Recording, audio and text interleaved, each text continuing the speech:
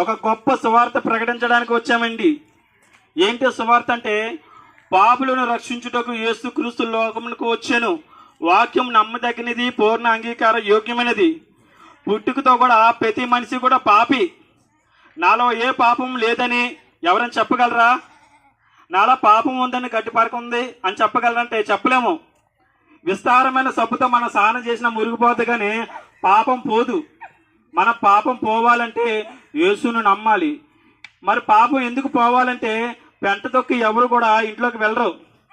అలాగే పాపంతో ఉండి మనం చెడిపోతే కనుక పరలోకం చేరరు. మనకు మోక్షం ఇవ్వాలని, మనకు పరలోకం ఇవ్వాలని, మనకు నిత్యజీవం ఇవ్వాలని ప్రభువుని యేసుక్రీస్తు వారు 2025 సంవత్సరాల క్రితం ఈ లోకానికి వచ్చి నీ కోసం, నా కోసం, సర్వ మానవాడి కోసం కూడా సిలువలో రక్తం కార్చిన దేవుడు. ఎందుకంటే ఎడ్ల రక్తము, మేకల రక్తము మనుషుల పాపం తీయదు.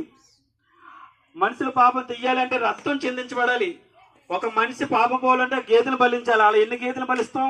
అందుకని యేసుక్రీస్తు వారు దేవుడిలాగా వస్తే చూడలేం కనుక మనిషి శరీరం ఆకారం ధరించుకొని 33.5 సంవత్సరాలు ఈ భూమి మీద జీవించి నీ కోసము, నా కోసము ప్రాణం పెట్టి రక్తం కార్చి 3వ దినం ముచ్చించేటి తిరిగి లేచి, నేనుండు స్థలంలో మీరు ఉండులాగున మీ కొరకు స్థలం ఒకటి సిద్ధం చేయుచున్నాను, దానికోసం మీరు సిద్ధపడండి, మారు మనసు పొంది రక్షణ పొందండి అన్నారు.